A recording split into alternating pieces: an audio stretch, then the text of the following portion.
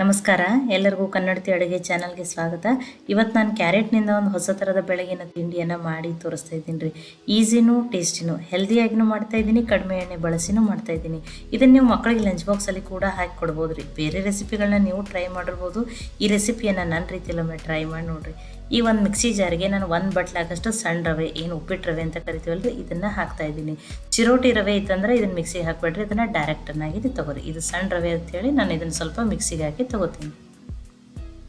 ನೋಡಿ, ಇದನ್ನು ಒಂದು ಸ್ವಲ್ಪ ಗ್ರೈಂಡ್ ಮಾಡ್ಕೋತೀನಿ ರೀ. ಆ ಚಿರೋಟಿ ರವೆಗಿಂತ ಇದು ಒಂದು ಸ್ವಲ್ಪ ದಪ್ಪ ಇರ್ತದೆ. ನೋಡಿ, ಇದನ್ನು ಗ್ರೈಂಡ್ ಮಾಡೋ ಅಂದ್ರೆ ಇದೇಗಿನಕ್ಕಿಂತ ಸ್ವಲ್ಪ ಸಣ್ಣ ಐತ್ರಿ, ಸ್ವಲ್ಪ ಹಿಟ್ಟಿನ ಥರ. ಅದ್ರದ್ದು ಒಳಗೆ ತರಿಯಾಗಿನೇ ಇರ್ತದೆ ರೀ. ಇದನ್ನು ನಾನು ಬೇರೆ ಪಾತ್ರೆಗೆ ಹಾಕೋತೀನಿ ರೀ. ಚಿರೋಟಿ ರವೆ ಇದ್ರೆ ಹಾಗೇನೆ ತೊಗೊರಿ, ಇದನ್ನು ಮಿಕ್ಸಿಗೆ ಹಾಕೋಬೇಡ್ರಿ. ಇದಕ್ಕೊಂದು ಸ್ವಲ್ಪ ಕೊತ್ತಂಬರಿ ಸೊಪ್ಪನ್ನು ಹಾಕ್ತಾಯಿದ್ದೀನಿ. ಒಂದು ಅರ್ಧ ಸ್ಪೂನ್ ಚಿಲ್ಲಿ ಫ್ಲೆಕ್ಸ್ ಇದ್ರೆ ಅದನ್ನು ಹಾಕ್ರಿ, ಟೇಸ್ಟ್ ಚೆನ್ನಾಗಿ ಬರ್ತದೆ. ಒಂದು ಸ್ವಲ್ಪ ಉಪ್ಪು. ಈಗ ಅದನ್ನು ಮಿಕ್ಸ್ ಮಾಡ್ಕೊತೀನಿ ರೀ. ಇದಕ್ಕೆ ಸ್ವಲ್ಪ ನೀರನ್ನು ಹಾಕಿ ಕಲಸಿ ಹಿಟ್ಟನ್ನು ರೆಡಿ ಮಾಡ್ಕೊತೀನಿ ರೀ. ತುಂಬ ಗಟ್ಟಿ ಕಲಿಸ್ಬೇಡ್ರಿ, ರವೆ ನೀರು ಹಿರ್ಕೊಂಡು ಮತ್ತಷ್ಟು ಗಟ್ಟಿ ಆಗ್ತದೆ ರೀ. ಸ್ವಲ್ಪ ಮೆತ್ತಗನೆ ಕಲಿಸ್ಕೋರಿ ಇದನ್ನು. ನೋಡಿ, ತುಂಬಾ ಗಟ್ಟಿ ಕಲಿಸಿದ್ರೆ ಆಮೇಲೆ ನೀರು ಹಿರ್ಕೊಂಡು ಇನ್ನಷ್ಟು ಗಟ್ಟಿಯಾಗಿರ್ತದೆ ರೀ. ಈ ರೀತಿಯೇ ಇರಲಿ ರೀ. ಇದನ್ನು ಮುಚ್ಚಿ ಒಂದು 10 ನಿಮಿಷ ತೆಗೆದಿಡ್ತೀನಿ ರೀ. ಇದೊಂದು ಸ್ವಲ್ಪ ಚೆಂದಾಗಿ ನೆನಿಲಿ ರೀ. ಈಗ ಒಂದು ಪ್ಯಾನ್ಗೆ ನಾನು 2 ಸ್ಪೂನಾಗಷ್ಟು ಎಣ್ಣೆನ ಹಾಕ್ತಾಯಿದ್ದೀನಿ ರೀ. ಎಣ್ಣೆ ಕಾಯಿಲಿ.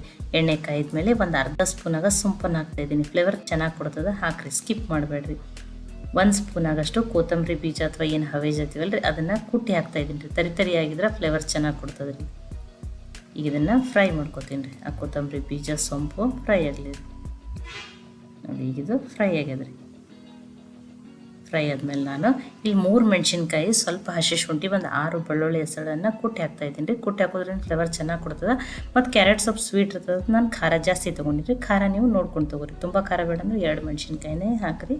ಇದು ಸ್ವಲ್ಪ ಹಸಿ ವಾಸನೆ ಹೋಗೋವರೆಗೂ ಶುಂಠಿ ಬೆಳ್ಳುಳ್ಳಿದ ಮೀಡಿಯಮ್ ಫ್ಲೇಮ್ದಲ್ಲಿ ಇಟ್ಟನೆ ಒಂದು 2 ನಿಮಿಷ ಆಗಷ್ಟು ಬೇಯಿಸ್ಕೊಂಡಿದ್ದೀನಿ ರೀ ನಾನು ಇದನ್ನು. ನೋಡಿ, ಈಗ ಇದು ಬೇಯ್ತದ್ರಿ. ಬೇಯ್ದ್ಮೇಲೆ ನಾನಿಲ್ಲಿ ಒಂದು ಅರ್ಧ ಬಟ್ಲಾಗಷ್ಟು ಕಡಲೆ ಹಿಟ್ಟು ಅಥವಾ ಕಡಲೆಬೇಳೆ ಹಿಟ್ಟು ಅಥವಾ ಇದನ್ನು 3 ಸ್ಪೂನ್ ಆಗಷ್ಟು ಹಿಟ್ಟನ್ನು ಹಾಕ್ತಾಯಿದ್ದೀನಿ ರೀ.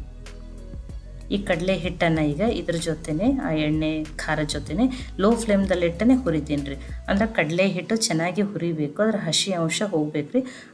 ಅದು ಏನಾಗಬಾರ್ದು, ಕಲರು ಚೇಂಜ್ ಆಗಬಾರ್ದು. ನೀವು ಮೀಡಿಯಮ್ ಫ್ಲೇಮ್ ಅಥವಾ ಹೈ ಫ್ಲೇಮ್ದಲ್ಲಿ ಇಟ್ಟರೆ ಅದು ಬೇಗನೆ ಸೀದ್ ಹೋಗ್ತದೆ ರೀ.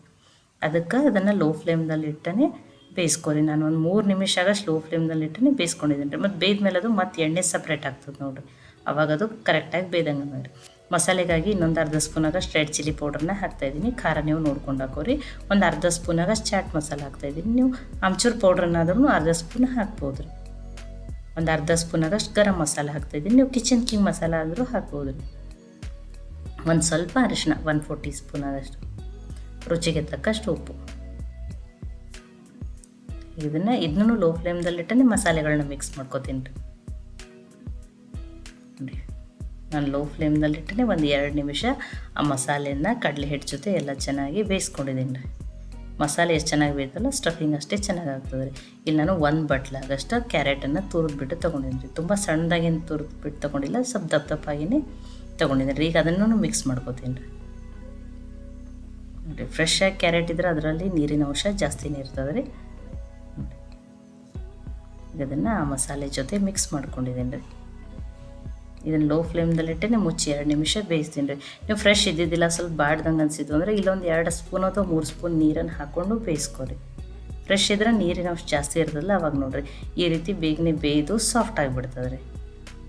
ತುಂಬ ನೀರು ಹಾಕ್ಬೇಡ್ರಿ. 2 ಸ್ಪೂನು 3 ಸ್ಪೂನು.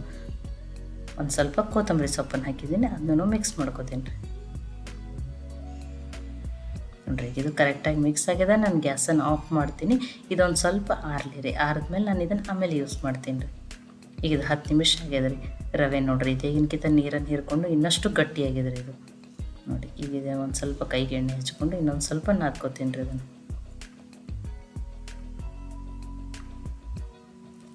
ನೋಡಿ, ಇನ್ನೊಂದು ಸ್ವಲ್ಪ ಆದಷ್ಟು ಸಾಫ್ಟನೇ ಇರಲಿ, ತುಂಬ ಗಟ್ಟಿ ಮಾಡ್ಕೋಬೇಡ್ರಿ.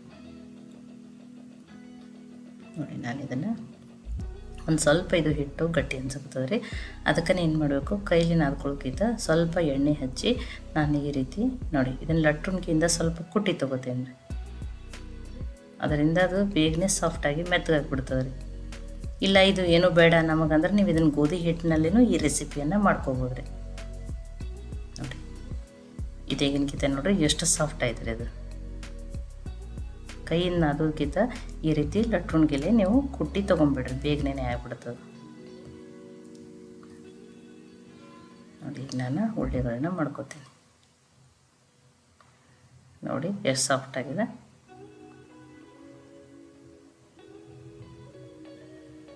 ಈಗ ಸಣ್ಣ ಸಣ್ಣ ಈ ಪುರಿಗೆ ಅದು ಮಾಡ್ಕೋತೀವಲ್ಲ ರೀ, ಅಷ್ಟೇ ಸೈಜದ ಉಳ್ಳಿಗಳನ್ನ ಮಾಡ್ಕೋತೀನಿ ರೀ, ತುಂಬ ಏನು ದೊಡ್ಡ ಇಲ್ಲ. ನೋಡಿ ಒಂದು ತೋರಿಸ್ತೀನಿ,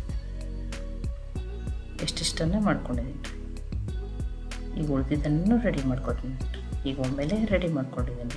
ಈ ರೀತಿ ಪ್ರೊಸೀಜರ್ ತುಂಬ ದೊಡ್ಡದಾಗ್ತದೆ ಅಂದ್ರೆ ನೀವು ಗೋಧಿ ಹಿಟ್ಲೇ ಮಾಡ್ಕೊರಿ, ಅವಾಗ ಅದು ಕುಟ್ಟೋದೇನಂತಲ್ಲ ಗೋಧಿ ಹಿಟ್ಟಂತೂ ಬೇಗನೆ ಇದನ್ನು ನೀವು ನಾ ಇದನ್ನು 2 ರೀತಿ ಮಾಡಿ ತೋರಿಸ್ತೀನಿ ನೋಡಿರಿ. ಈ ರೀತಿ ಕೈಯಿಂದಾನೇ ನೀವು ನೋಡಿ ಅದನ್ನು ದೊಡ್ಡದು ಮಾಡ್ಕೊಂಡು ಮಾಡ್ಕೋಬೋದು.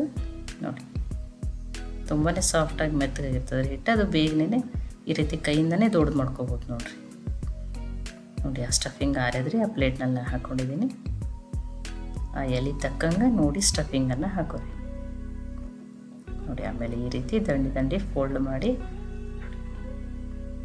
ಆ ಎಕ್ಸ್ಟ್ರಾ ಇರೋ ಹಿಟ್ಟನ್ನು ನಾನು ಏನು ಮಾಡ್ತೀನಿ ಅಲ್ಲೇ ಮಡಿಸ್ಬಿಟ್ಟು ತಗೋತೀನಿ ರೀ, ಅದನ್ನೇನು ತೆಗಿಯಲ್ರಿ. ನೋಡಿ ಈ ರೀತಿ ಮತ್ತೆ ಮಡಿಸಿ ನೋಡಿದ್ರಿ ಕೈಯಿಂದನೇ ಇನ್ನೊಂದು ಸ್ವಲ್ಪ ಇದು ಮಾಡಿ ಪ್ರೆಸ್ ಮಾಡಿ ದೊಡ್ಡದು ಮಾಡೋದು.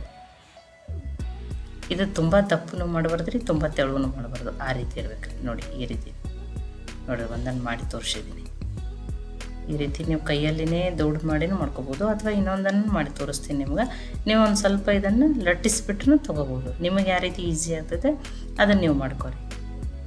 ನಾನು 2 ಮಾಡಿ ತೋರಿಸಿದ್ದೀನಿ.